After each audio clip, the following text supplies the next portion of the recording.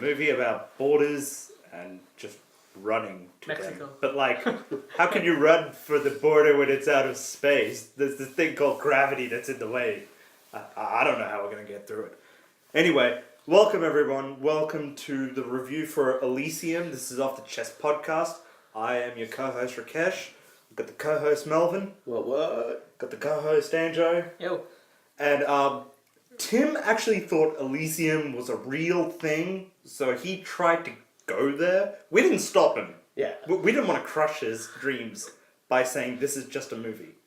So he's on the way to NASA right now to see if he can get on a shuttle, even though they have no shuttles leaving anymore.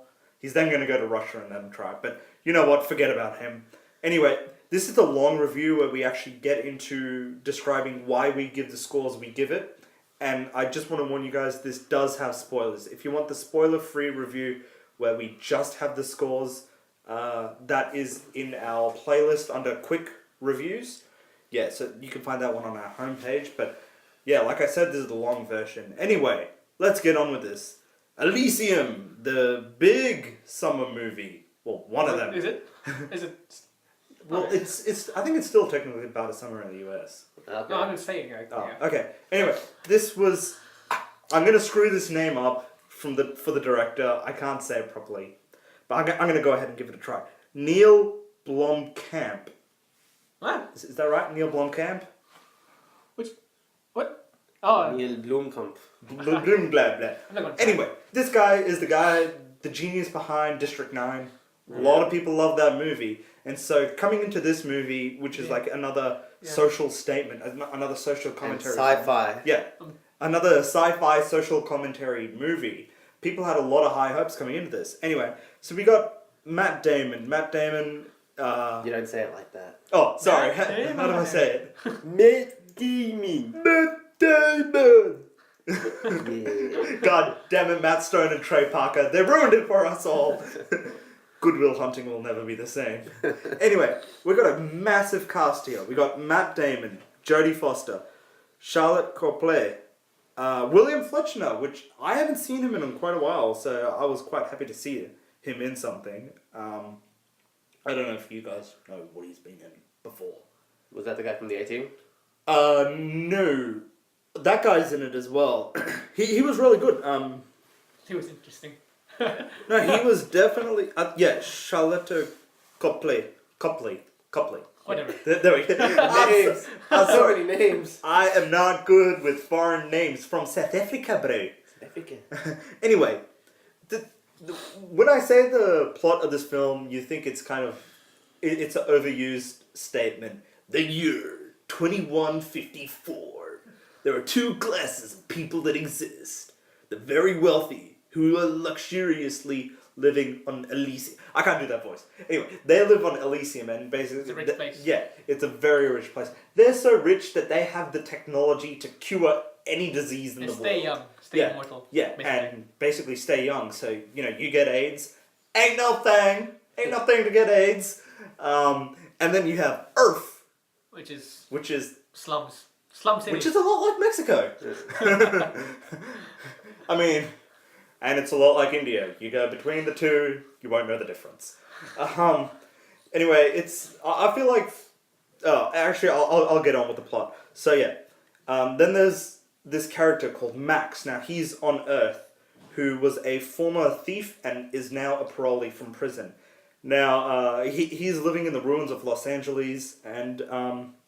basically, one thing happens when he's at work. He gets exposed to some radiation and is now highly likely going to die within the next 4 days. 5 days. 5 days, sorry. And so he wants to get to Elysium so he doesn't have to die, so he can cure himself. Now, the people on Elysium, they don't want people coming up. Yeah, they're pricks. Yeah. They're, excuse my language, cunts. And, you have also one of his old friends, Frey, played by Alice Braga, who is a nurse who works on Earth. And she has a daughter called Matilda who's dying of leukemia. And so, basically this entire thing becomes a race to get to Elysium. So, basically saving lives. Melvin, how'd you feel about this movie? Alright, so There have been a fair few apocalypse movies these years. Oh yeah. This year, sorry. These years. Should we run through them? I can't remember them all. Oblivion, After Earth. There's this. I still have to watch After. And no one's seen After Earth. Yeah. People say shit, but I still. I saw it. This is the end. This is the end. Which was a really good film. Yeah, At World's End or something. Yeah, No, wait, World's End. World's End. Actually, yeah, I need to watch that. And we got this. Now, the three big sci-fi ones were both, Tom Cruise, Will Smith, and Matt Damon.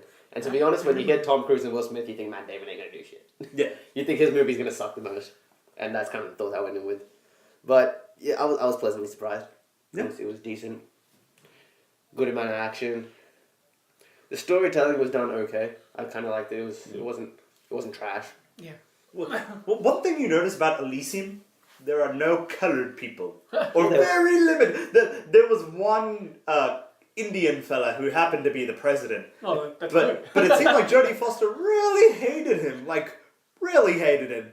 I mean, you got 99% that are white on Elysium, and then you may have like 1%. But like honestly, when you get to Elysium, you only see white people. Like there were a couple of black guys. There were a couple of black guys. I didn't see that. I saw one or two. Really? You noticed this. And there's an Asian guy that controls the guy that's trying to get the thing out of Matt Damon.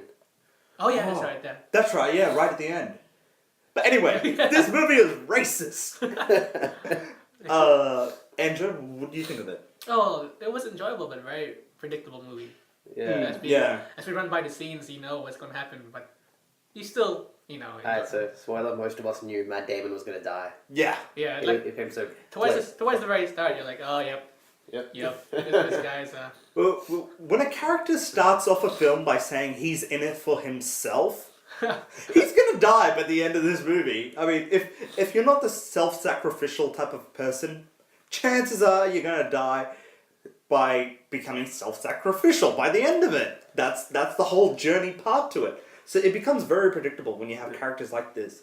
But I have a bit of a positive and a negative to this. So I kind of negatively feel like this movie didn't really do anything with its characters. Like its characters were very bland. You didn't get too much of an insight. like a cliche characters. Yeah. Okay. But I kind of like the fact that its story focuses on the social commentary of like healthcare in the world right now. It's like if you have the ability to help someone, Why don't you? Yeah, why don't you help someone? And so I like that was also a part of the story. But again, I kind of dislike that we didn't have any kind of story arc with each of the characters. Like it's very minimal. Yeah.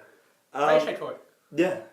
So now that I've gone into that part, I kind of want to get into the parts that we actually do like about this movie. Okay, I like Matt Damon's painted on abs. That was cool. It's sad when you can actually see the makeup on his stomach. I'm like, oh, dude, that's just sad. Was that actually makeup? I wasn't staring at his abs.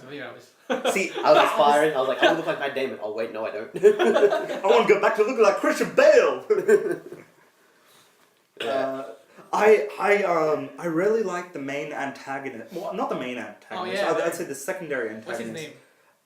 That dude. The dude. The Kruger, played by Shalto Copley. Yeah, that guy is one of my favorite characters in the movie. Yeah. Now, this guy, you may recognize him. You'll recognize his voice. You won't recognize the way he looks. This guy transformed himself, like his physical appearance, because turns out he was actually Murdoch in the 2010's A-Team movie.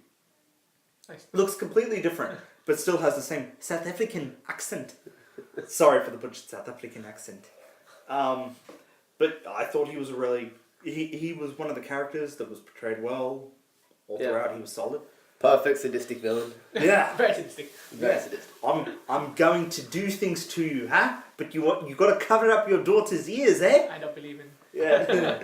I don't believe in hitting women, but I will.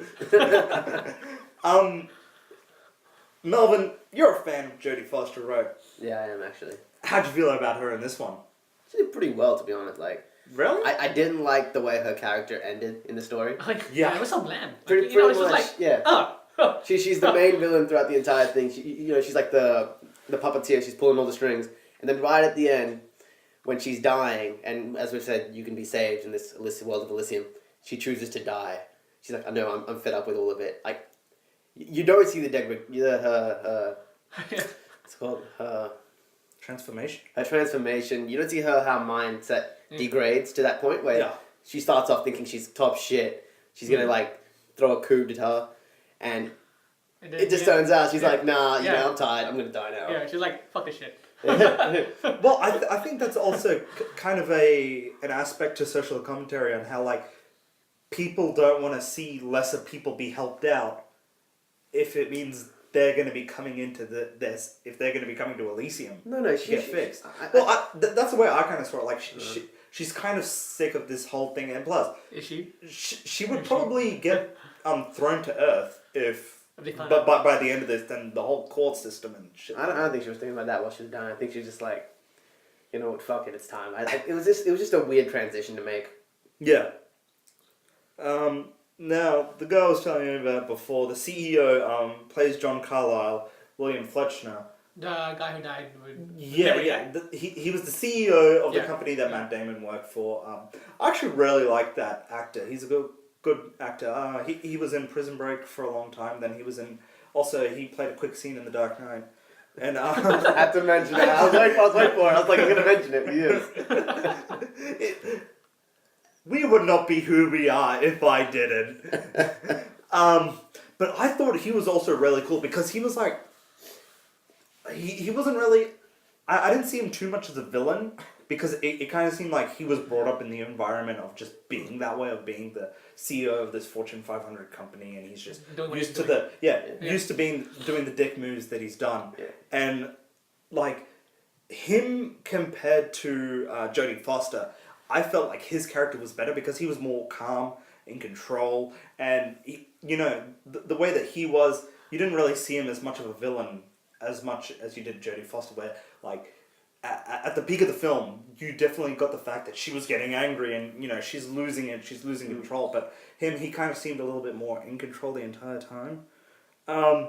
So until he died. Yeah, well, until he died. Even then, he was just sitting there like, yep, dying, okay. Okay, got shot. I'm dying. I'm bleeding out. But I must say, I do like the minimum action scenes that are in this film.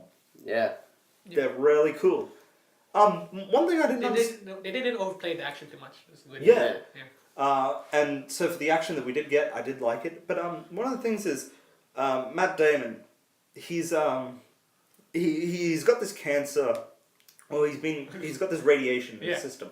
And so he gets like this metal suit attached to the back of him. And at that point, it just seems like I am stronger. I have less radiation issues to me. Oh no, he keeps taking the pills. The pills he gets given. Yeah, but you never actually see him. Like you see him take it when he's but by the end of the movie, he only had like 4 pills left. Yeah, at the end of it. Yeah, but that's once he was already on Elysium. Yeah, he had the 4 pills it's been like 5 days. Yeah, but like the part when he had the mechanical suit attached to him, you didn't see as much of him being all sickly and stuff. He was like, I'm Ultraman! Oh no, every now and then you'd have that noise that comes in and you think it's like whenever Kruger gets near, you think like, oh, maybe that something's happening between them, but he just like, he goes down because his head starts hurting or something. Oh, yeah. Well, there's a sound effect change in the I'm going to be honest, it has been a while since we've seen it, and I've been really preoccupied. So, let's get on to the negatives now. I mean, we do have negatives for this. We already did. Didn't we say that? Well, there's further negatives that we can get into. Andrew, anything you got? I'm thinking. Okay. Well, you already knew what was going to happen once you saw the scene with the daughter when she first appeared. Yeah. As soon as the daughter appeared and you saw her in the hospital bed. You already knew what was going to happen. Yeah. Right from there, then. Unless you just watch it with a blank mind, then maybe not. It was. The movie was long, yes, but honestly, I was okay with its length. No, I'm saying if... I don't know about you guys. Length-wise, it was fine. Yeah. I would have liked a better, what's it called? Description of like how the suit he wears works. Well, like besides the fact that here's the thing, they plug it into his nervous system like that. Yeah. Well, they did. They like here's the thing, even through that. Even the sequence where they're actually putting it into his nervous system, they don't show you any real gore. They just show you bolts, all the sharp stuff. Just the bolts being drilled into his back. Oh, you did see when they cut open a bit of the back of his head, and you did see a bit of brain. Did you? Yeah. I don't remember that. I remember that. I love blood. I can't help but think of it. Usually most of it, the rest of it was just bolts screwing on like that. That's a bit too easy. Look, one thing I didn't like, and I think this is just because it's the genre of the post-apocalyptic future, is that every single movie we see has the cliche of either starting with text to describe where we are today, or they open with like a voiceover narration. And just like for the year of everything that we've had, and also the past couple of years, how everything always builds up to it, I'm kind of like, okay, you know, we get it. You don't need to start in the year 2154. The world is decimated. There's talking. There's looking at each other. And No, you know what I mean? I didn't mind the small amount of text in the beginning, but I did actually like the photo sequences that they did, the small clips that they showed of his childhood. Oh yeah. Oh yeah. I actually quite enjoyed that, and like how they showed that he had this habit of being kind of like a bad boy in the beginning, like from a young age. Ladies, Matt Damon is a bad Doesn't boy. make good intentions though. Yeah. He always had good intentions. Yes, exactly. They gave you a good like overall. Yeah. But like before that point, you know, the whole open text and stuff. Yeah. I feel like that's unnecessary. We don't need it at this point. At this point, we've had enough post-apocalyptic movies to know how the post-apocalyptic future happens. We get it. No. We already get it. We already get it. I think it's a good thing to start off. Usually people are like, I don't get this well. A lot of idiots. Look, come on. It's not for us. It's good filmmaking. It's good filmmaking. You gotta, for all the people. Yeah. All the people. Yeah, well, like, okay, one instance where I thought it worked really well, and it kind of worked in this, but it worked better in Dread, I felt, because it was both using the text and narration over. This one, was it text or just narration? It was text in the first place. And the narration when he was when he was a child and he was talking. No, when it's a child, you just hear the nun and him conversing, and him conversing with Farah. With Farah, something like that. Freya. Yeah. Frey. Okay. I think that's it. I want to ask you, Melvin, in comparison to District 9, which of the two did you think was better? District 9. Yeah. District 9? Yeah. I'd go District 9, man. Well, this is a little cliche. That's why. Yeah. Well, I totally understand it. honestly, Kruger was the best part of this film. by a long shot. Alright, well, the world is decimated by now. Let's get on to our ratings. You guys know how we do it, from 0 being the worst to 10 being the best. Anjo, what'd you give this? 6. 6 out of 10. Anything you want to say else about it? Even though I say 6 out of 10, you should still go watch it if you want to. If you have nothing else to watch, it's an enjoyable movie. Yeah, if you run out of porn this week, Elysium will get the job done. Matt Damon. Melvin. I'm gonna go with 6.5. Now, the main reason for this is that it seemed kind of low, but I expected absolutely nothing out of this film compared to the other apocalyptic films, and it was okay. It's just it was too cliched. It was slightly too predictable, and I had the most enjoyment from just watching action. So that's it. So if you want to see like some good cool action sequences, some cool robotic action sequences, and a nice condensed story. Yeah, and a decent story which is well explained. 6.5, I think is quite nice. Yeah, quick, decent. Like the rating I'm gonna give it now, I'm gonna go like 6.75. Like, but this is a high 6.75. Like, just say 7 then. Say 7. No, I'm not gonna go full. Okay, I'm gonna go 7. Okay, neglect everything. No. Go 9. Go 9. Go 9. 9 out of 10. 9. All right. I'm gonna go 7 out of 10 because it's still a very enjoyable movie. It feels long, but honestly, there aren't that many good movies in cinema right now. And if you had to pick anything to watch, I'd pick Elysium to watch. It's pretty good. Or maybe no. Or maybe not. There are a few points when it drags its feet, but honestly, it's as good as you're gonna get. And I didn't feel any urgency to rewatch this movie after it was done. I felt like there are movies out there where I'm like, okay, I'm gonna watch this again. Yeah, I gotta watch this again. I gotta understand its its plot, its storyline, its intricacy to it. This doesn't have any of it. But it's still very enjoyable.